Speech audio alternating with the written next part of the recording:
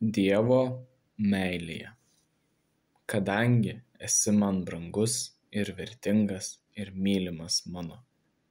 Izaijo knyga, 43 skyrius, 4 eilutė.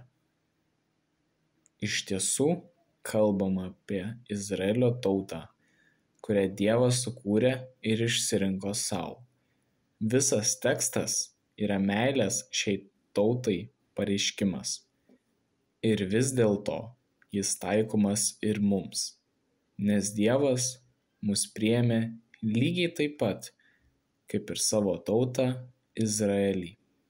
Dabar jo pažadai per Jėzų galioja ir mums. Jis taip pat mus sukūrė, suformavo ir padarė, kad būtume viešpaties mylimi. Kartais matome vaikus, kurie puoselėja rūpinasi sena, sulūžusia lėle, tarsi ji būtų vienintelė pasaulyje, o kai jos nebelieka, vaikams tai tampa katastrofa. Atrodo, kad jie myli savo senąją lėlę tik. Panašiai yra ir su Dievo meile mums. Jis nemato blogų, atstumiančių dalykų, klaidų ir nuodėmių. Jis mato tik savo mylimą vaiką. Jei lyginsime save su kitais, mums gali nepasisekti. Bet kai matome Dievo meilę ir jo taip mums, tampame laimingi. Kai kenčiame nuo nepilnavertiškumo kompleksų, nes neva turime trūkumų, tuomet negalime pakankamai dažnai girdėti, kad esame mylimi ir priimami. Velnias elgiasi priešingai. Taip atpažįstate jo balsą, tad mes taip pat pažįstame Dievo terapiją su mumis. Meilė, meilė ir dar kartą meilė.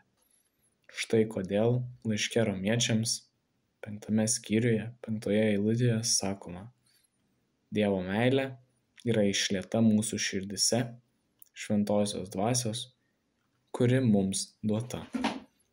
Jėzaus akivaizdoje jūs patiriate šią akinančią, atnaujinančią, priimančią meilę, kuri pakeičia jūsų gyvenimą ir pastato jį ant tvirto pagrindo.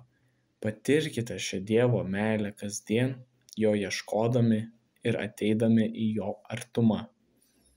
Ačiū tau, Jėzau, už tavo besąlygišką, beribę meilę man. Tu turi tiek daug kantrybės su manimi.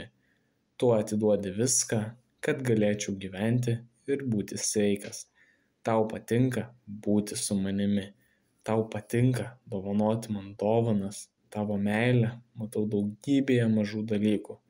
Smagu, kad galiu gyventi kartu su tavimi.